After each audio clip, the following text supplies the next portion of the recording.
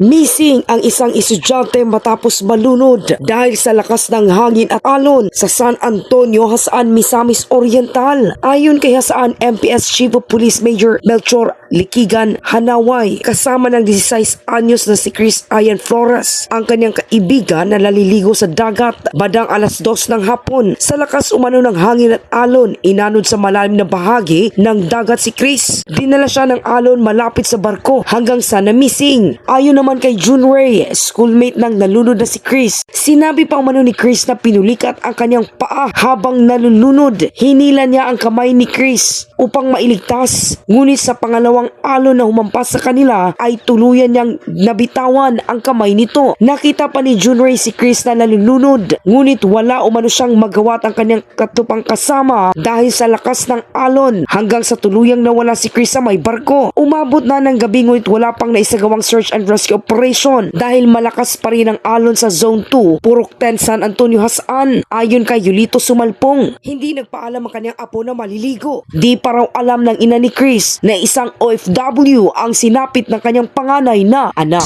Ako si K5K Buscaino para sa Kampiyon na Balita, Serbisyo Publiko at Kasiyahan, K5 News FM. K5 News FM. News FM.